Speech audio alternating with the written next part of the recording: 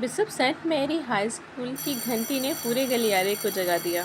कक्षा 10 के बच्चे अपनी किताबें समेट रहे थे और तभी दरवाजे पे हल्की सी दस्तक हुई। सामने एक नई शिक्षिका खड़ी थी, पीली साड़ी, खुले बाल और आंखों में एक अजीब सी चमक। गुड मॉर्निंग क्लास, मैं आपकी नई maths teacher Meera Singh. Class अचानक शांत हो गई। बच्चों की आंखों में उत्सुकता थी, पर एक जोड़ी आंखें कुछ ज़्यादा ही देर तक टिकी रही। वो था आरव, 15 साल का पर बेहद ही समझदार लड़का। पिछले कुछ महीनों से उसकी ज़िंदगी में खालीपन था। माँ बहुत बीमार, पिता हमेशा बिजनेस में व्यस्त और दोस्त बस नाम के। मीरा के आने से उस दिन कुछ बदल गया। मीरा ने जब ब्लैक बोर्ड पर अलजेब्रा लिखा तो आरव ने पहली बार महसूस किया कि किसी की आवाज़ में भी गणित की तरह लय हो सकती है। क्लास ख़त्म हुई तो उसने हिम्मत जुटाई। मैम, आप बहुत अच्छा पढ़ाती हैं। मीरा मुस्कुराई। Thank you. तुम्हारा नाम? मैं देख रही थी तुम बहुत ध्यान से सुन रहे थे। ऐसे ही पढ़ते रहो। मीरा की वह मुस्कान आरव के भीतर उतर गई, जैसे कोई गर्म धूप ठंडी छत पर गिर जाए। शाम को उसने पहली बार अपना होमवर्क बिना किसी शिकायत की पूरी की। आरव अब पहले जैसा नहीं रहा। क्लास में उसकी नज़र बोर्ड पर कम, मीरा पे ज़्यादा रहती। मीरा हर बात मुस्कुराकर समझाती और उस मुस्कान में आरव को कोई इशारा नज़र आता, शायद सिर्फ उसके लिए। एक दिन क्लास खत्म होने के बाद मीरा ने कहा, आरव, तुम बाकी बच्चों से थोड़े ज़्यादा मैच्योर लगते हो। मुझे लगता है तुम कुछ सोचते रहते हो। आरव मुस्कुराकर बोला, मैम, आपके बारे में सोचना बुरा तो नहीं। मीरा चौंकी, पर फिर खुद को संभालते हुए मुस्कुराकर बोली, जब तक पढ़ाई से जुड़ी है तब तक ठीक है। उस रात आरव को नींद नहीं आई। मीरा की हंसी, उसके खुले बाल और मीरा की वो हल्की सी खुशबू उसके दिमाग पे गूंज रही थी। वह मीरा के अलावा कुछ और सोच ही नहीं पा रहा था। उसे हर वक्त उसी का ख्याल आ रहा था। क्या सही है, क्या गलत है, आरव को अब ये बातें समझ आनी बंद हो गई थी। 2 दिन बाद मीरा का बॉयफ्रेंड अर्जुन उसे स्कूल के गेट पे छोड़ने आया। अर्जुन हैंडसम और कॉन्फिडेंस, उसने मीरा को गले लगाया।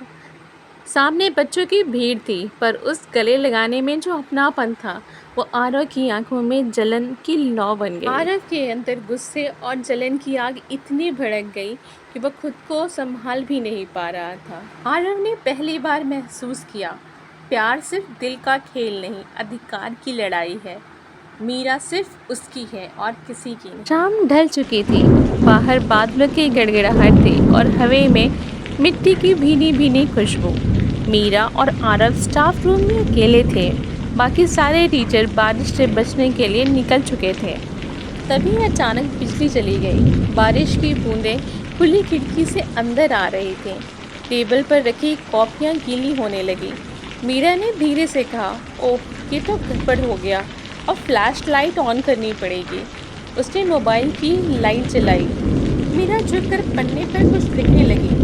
देखो आरव, ये सवाल बड़ा अजीब है, तुम्हारी क्लास का भी नहीं। अगर तुमने सुबह बताया होता तो प्रॉब्लम कब की सॉल्व हो जाती, पर कोई नहीं।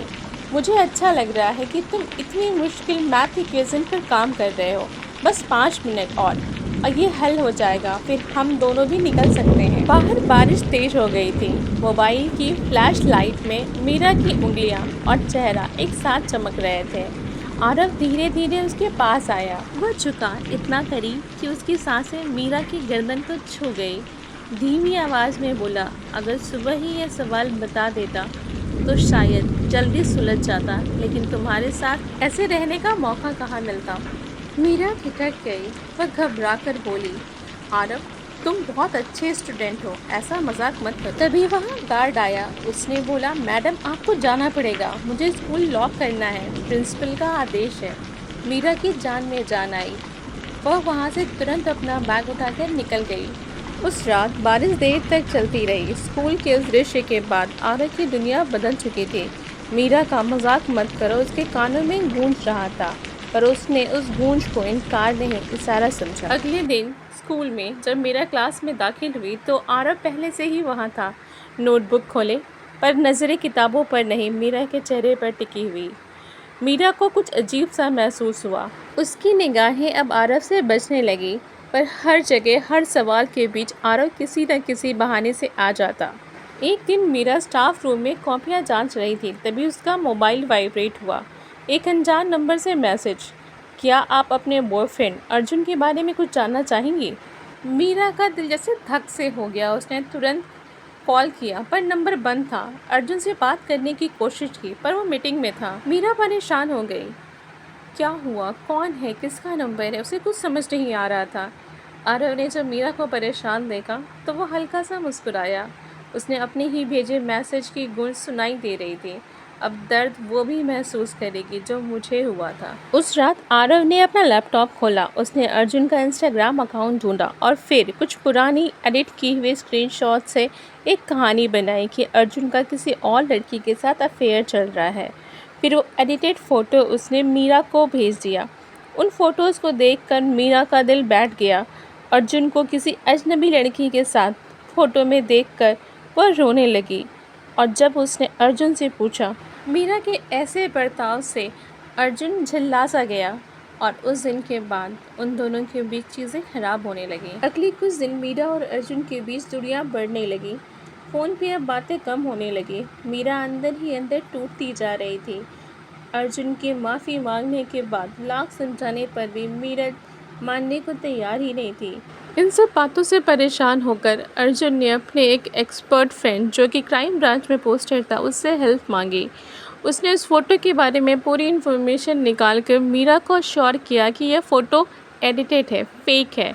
मीरा अर्जुन से मिलकर उसे माफ़ी मांगी और उस दिन के बाद उन दोनों ने एक दूसरे से प्रॉमिस किया, फ्यूचर में चाहे कैसी भी कंडीशन हो वो एक दूसरे पे कभी भी डाउट नहीं करेंगे, किसी को भी अपने रिश्ते के बीच नहीं आने देंगे। पर आरव का कुछ शक था। उसने मीरा से पूछा, तुम्हारे स्कूल में कोई ऐसा है जो तुम्हें ज़्यादा फॉलो करता है?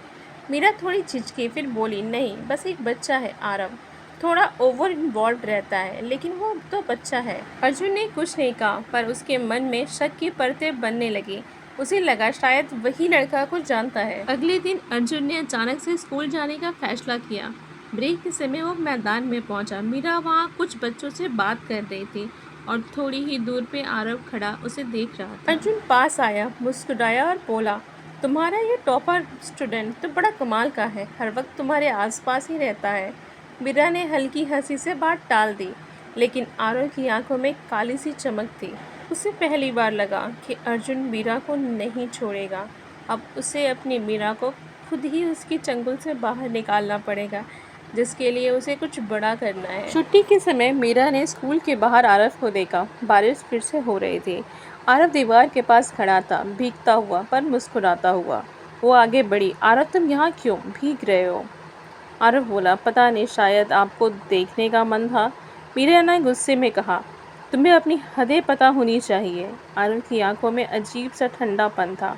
हदें तो वहीं खींची जाती है जहाँ चाहत खत्म हो, यहाँ भी बाकी है। मीरा सिहर उठी। वह पीछे मुड़ी और उसे एक पल में महसूस हो गया कि अब यह सिर्फ अट्रैक्शन नहीं है, कुछ और बन चुका है। बारिश अब हल्की हो चुकी थी। मीरा के दिमाग में आरव की बातें ही चल रही थी। तभी मीरा के पीछे से एक तेज रफ्तार कार आके उसके सामने रुकी और उसके अंदर से आरव और एक लड़का निकला। आरव मीरा को कार के अंदर खींचता है। मीरा गुस्से और डर से चिल्लाते हुए बोलती, आरव, तुम ये क्या कर रहे हो? पर आरव ने बस एक हल्की सी मुस्कान दी, अब सब कुछ समझ जाओगी मीरा। आरव मीरा को बेहोश करता है और उसे एक सुनसान जगह लेकर जाता है। एक अंधेरी खाली स्टोर रूम में बंद कर देता है। आरव ने धीरे से कहा, अब तुम सिर्फ मेरी हो, मैं तुम्हें खुश रखने की कोशिश करूँगा मीरा। मीरा का चेहरा डर और घृणा से सख्त था। वह कुछ नहीं बोली, कुछ नहीं खाई। कई दिन बीत गए। आरव ने प्यार, क्रोध और डर तीनों भाव के मिश्रण से कोशिश की उसे मनाने की, उसे डराने की, पर मीरा हिम्मत नहीं हारी। उसने एक शब्द नहीं कहा। आरव चिल्लाया, रोया। उसने उसके सामने हाथ जोड़े, क्यों नहीं समझती, मैं तुम्हारे लिए सब कुछ कर सकता हूँ।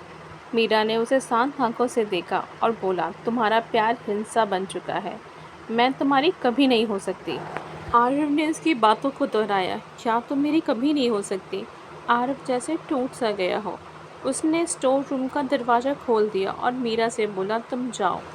उससे पहले वो खुद निकल गया। जाके वो अपनी गाड़ी में बैठा। मीरा अभी निकली ही थी बाहर कि पीछे से आरव की कार तेज रफ्तार में आके डिवाइडर से टकराई और कार के परखच्चे उड़ गए। मीरा, जो अभी भी थोड़ी दूर पर खड़ी थी, दौड़ कर आई। उसने देखा आरव जख्मी हालत में ज़मीन पे पड़ा है। दिल में खलबली थी। आरव की नफ़रत, प्यार और पागलपन सब एक साथ उसके सामने था। मीरा ने तुरंत मदद के लिए आवाज़ लगाई और पास के लोगों को बुलाया। जल्द से जल्द आरव को हॉस्पिटल पहुंचाया गया। घंटों की मशक्क़त के बाद डॉक्टरों ने इमरजेंसी वार्ड से शिफ्ट करके आरव को आईसीयू में रखा। मीरा ने आरव के एक्सीडेंट के बारे में उसके फादर को प्रिंसिपल के थ्रू इन्फॉर्मेशन पहुंचा दी। जब आरव को होश आया, मीरा उसके रूम में गई। मीरा को देखकर आरव ने मुस्कुराकर कहा, मीरा, तुम आखिर आ ही गई। मीरा ने बस उसका हाथ पकड़ा। तुमने ऐसा क्यों किया आरव? आरव की आंखों में आंसू था। उसने बोला, मैं तुम्हें नहीं खोना चाहता। मैं तुम्हारे बिना नहीं जी सकता। और जब तुम मेरी हो ही नहीं सकती तो फिर इस ज़िंदगी का क्या फ़ायदा? मीरा रो पड़ी। आरव, प्यार ऐसा नहीं होता। प्यार में जगह दी जाती है, जाल नहीं बुने जाते। प्यार अपनी उम्र के लोगों से किया जाता है। आरव ने धीरे से कहा, शायद मैं गणित में तो अच्छा था, पर दिल के सवाल कभी हल नहीं कर पाया। मॉनिटर की बीप धीमी होने लगी। मीरा चीखी, डॉक्टर! पर डॉक्टर की कोशिशें नाकाम रहीं। आरव की सांसें थम गई। आरव की मौत के बाद सब कुछ जैसे थम सा गया। मीरा ने स्कूल छोड़ दिया। शहर की भीड़, बच्चों की हंसी, यहाँ तक कि गणित के सवाल भी अब उसे चुभने लगे थे। उसे ऐसा लगने लगा था कि मानो उसका आना ही आरव की मौत का कारण बन गया। वह बस उस जगह से बहुत दूर जाना चाहती थी। अर्जुन से मीरा की ऐसी हालत देखी नहीं जा रही थी, इसीलिए वह उसके साथ उत्तराखंड की छोटे से गांव में शिफ्ट होने जा रहा था।